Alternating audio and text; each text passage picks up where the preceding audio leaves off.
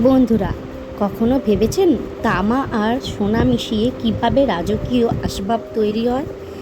আজ আপনাদের দেখাবো 2000 বছরের পুরনো একটি অদ্ভুত ঐতিহ্যবাহী শিল্পকলা।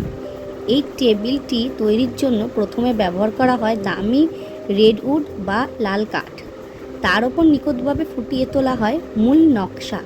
এরপর একটি বিশেষ তরল গোল্ড বেস বা সোনার মিশ্রণ কাঠের ওপর নিখুঁত লেয়ার হিসেবে বসানো হয়। এবার আসে সবচেয়ে কঠিন কাজ, ক্লোইসনে টেকনিক। একদম সরু তামার তারকে হাতের নিখুঁত জাদুতে বাঁকিয়ে বাঁকিয়ে পার্টিশন বা দেয়াল তৈরি করা হয়।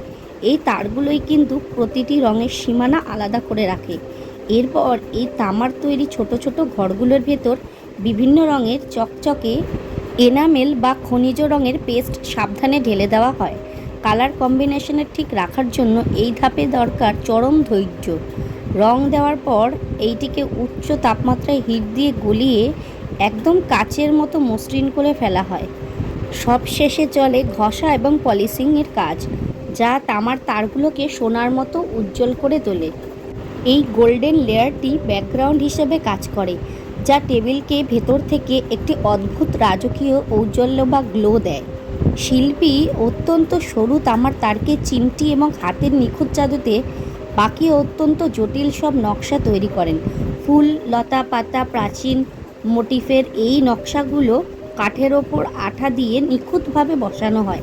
এই তামার তারগুলো মূলত প্রতিটি রঙের জন্য আলাদা ছোট ছোট দেয়াল ঘর বা তৈরি করে থাকে, যাতে একটা রং অন্যটার সাথে মিশে না যায়। তামার তার দিয়ে তৈরি ওই ছোট ছোট ঘরগুলোর ভিতরে শিল্পী অত্যন্ত সাবধানে ড্রপার বা সূক্ষ্ম তুলির সাহায্যে একের পর এক রঙের লেয়ার পূরণ করতে থাকেন। একটু অসাবধানতা বা রঙের সামান্য হেরফের পুরো টেবিলের সৌন্দর্য নষ্ট করে দিতে পারে। তাই এই ধাপে দরকার পড়ে অসীম একাগ্রতা। রং দেওয়ার পর পুরো টেবিলটিকে একটি বিশেষ হাই টেম্পারেচারে ফার্নেস বা আগুনের তাপে হিট দেওয়া হয়। উচ্চ তাপে এনামেল এই রঙগুলো গলে গিয়ে একদম কাঁচের মতো শক্ত এবং মসৃণ হয়ে যায়।